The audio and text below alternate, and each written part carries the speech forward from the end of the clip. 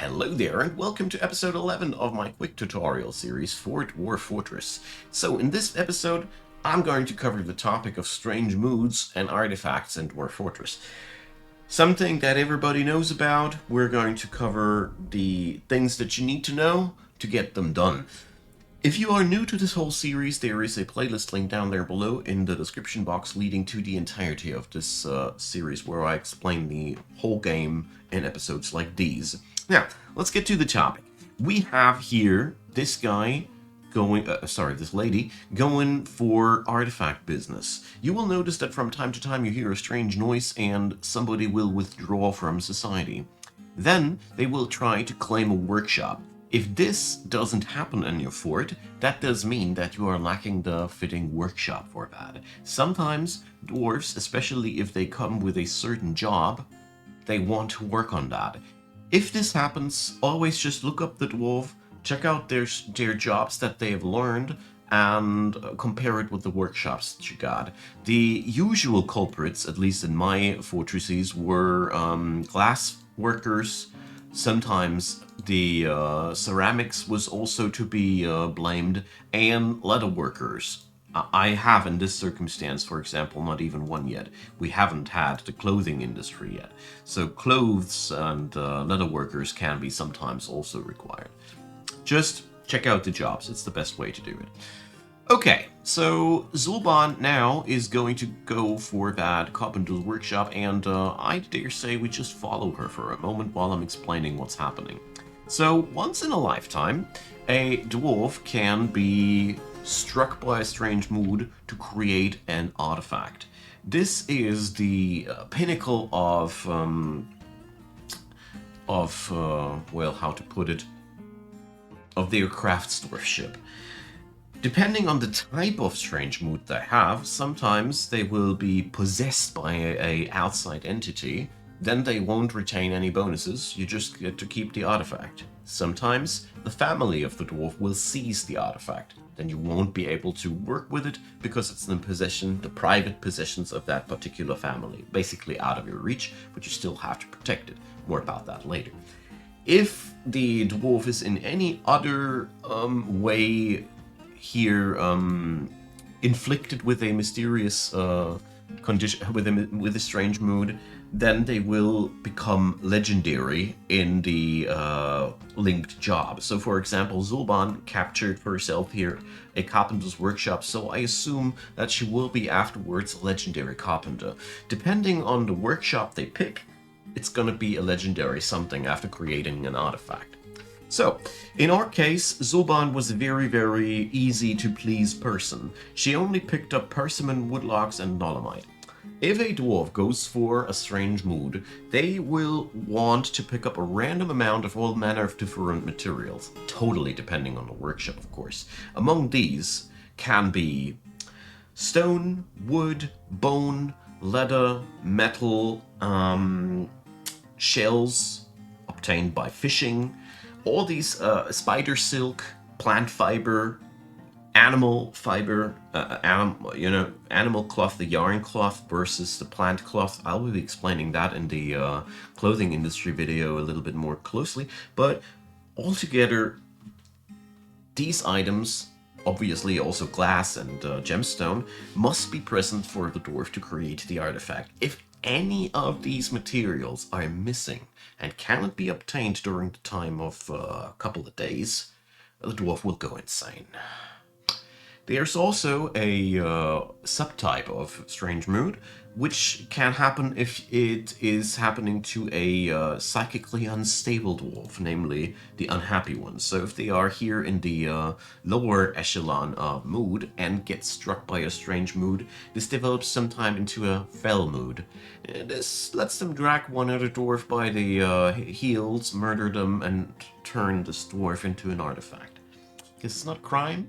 Nobody will be suffering any extra psychological damage besides the overlord of the fortress. Just being said, it's really probably bad if your dwarfs that are super unhappy get struck by a strange mood. If everything goes right, they will get this has begun a mysterious construction notification. This is when the dwarf in question has everything they require. Now, you can't really control what a dwarf in a strange mood picks up. They just meander around in your fortress and pick things up. There is an exploit that allows you to choose exactly what they're going to pick. I haven't worked myself through this one because for one, I always find exploits something that the developers of the game should rather fix than anything else. And the other thing is, as far as it went, it is a very finicky game of stockpile allocations. Probably I'll sink my teeth into it. Let me know in the comment section if you want to know about it. But the normal way is that you don't know what materials will be picked, and therefore you don't know what the final value of the artifact will be, and you don't know what the artifact itself will be.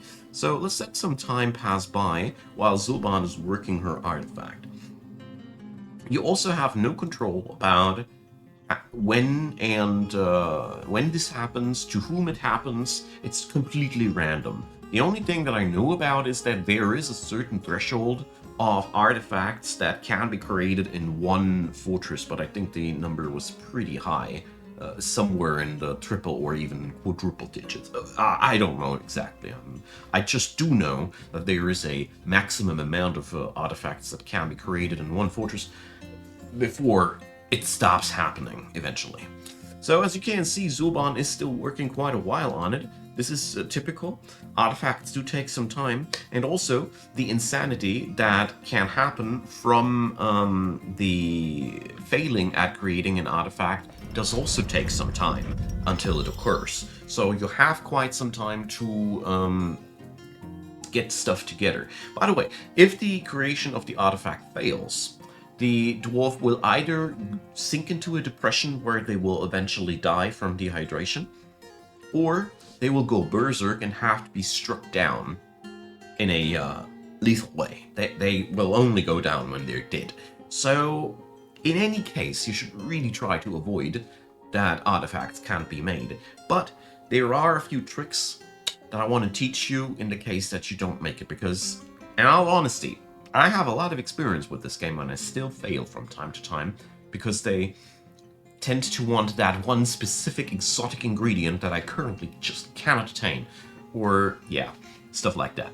So, what we have here is a artifact wood cage, and it gets offered to our local authority. So, that's very good. Artifacts are very, very special items. They are indestructible in most scenarios. I don't know if they can, and if they survive getting dipped into magma. I'm not 100% sure about that. But besides that, they can't be destroyed by typical physical force. So that's one advantage. The other advantage is, as you see here, all craft dwarf ship is of the highest quality. The value is extremely high. Dwarves that operate with this item will get a happiness bonus, so every artifact that can be built into a other workshop, for example, artifact barrels, artifact buckets, artifact, I don't know, artifact tables, furniture also works like that. Anytime a dwarf interacts with a locality that has an artifact installed, it's important that it's installed, not just lying around. That doesn't count. It doesn't count to ogle at the artifact in the stockpile. That doesn't do anything. It has to be integrated in the functionalities of the room. It makes people stupidly happy.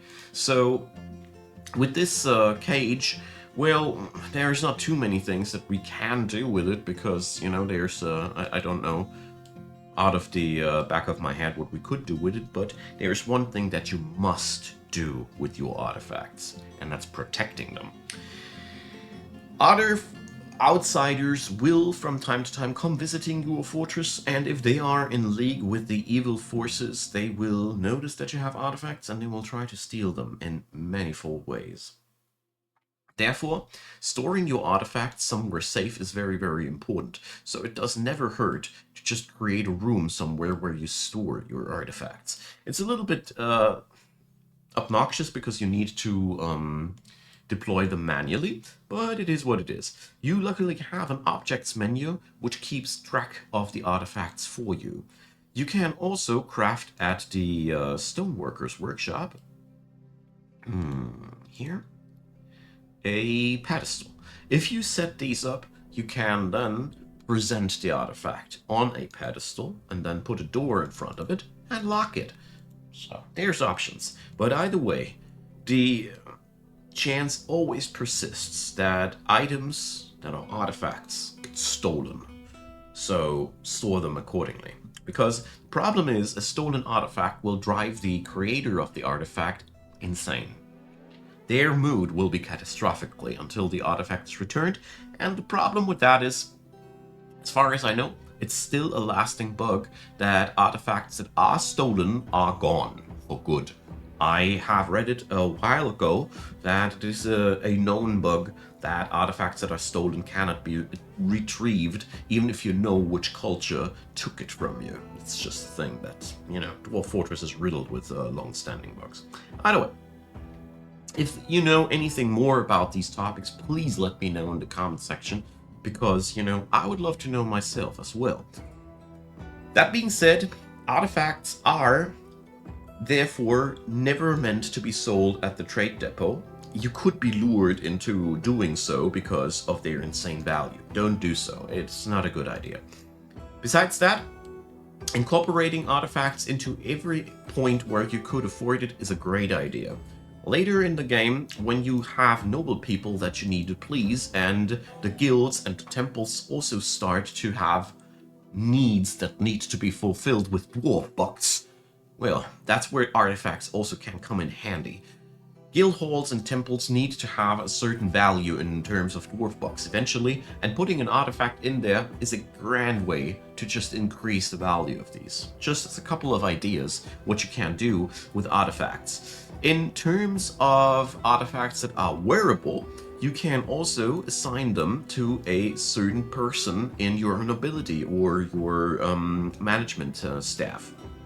It's a nice way to roleplay, and it's also a nice way to give them something special. But as you see here, not every item is eligible as a symbol. Obviously, we can't give the cage as a symbol to our expedition leader. Not every item is good, but sometimes they craft crowns, scepters, rings, these things, they work charm there. Artifact weaponry. If you ever have the luck to have artifact gear, it's amazing. It is indestructible, therefore very powerful, and it retains the qualities of the material. And to put some cherries on the top, it can even use materials that are otherwise ineligible to be used in weaponry.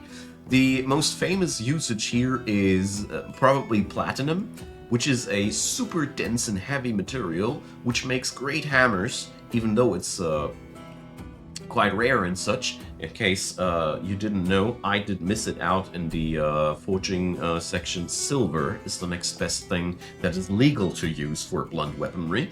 And for example, that can happen, but you have no control about it.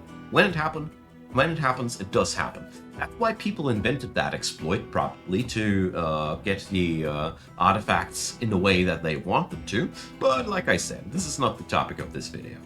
There is one last thing that I want to show you, and that's incorporating DF hack, just if you have it.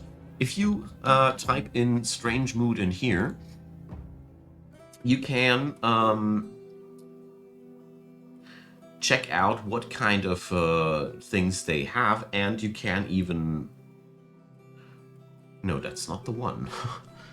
That's not the one. Yeah, here, show mood. That's the one I was looking for.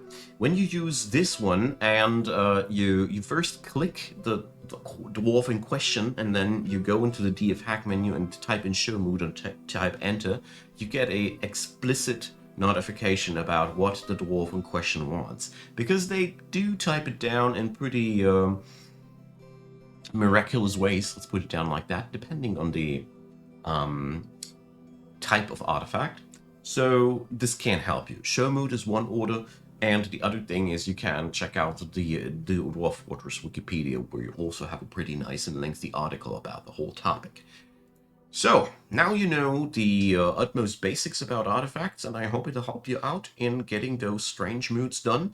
And as a last thing that I want to show you that I've seen several people use, so what you can do, in case you are afraid that something goes wrong, I've seen players work like this, that they put their workshops into bays like these. So exactly the size of a workshop, and then you can put a door in front of that.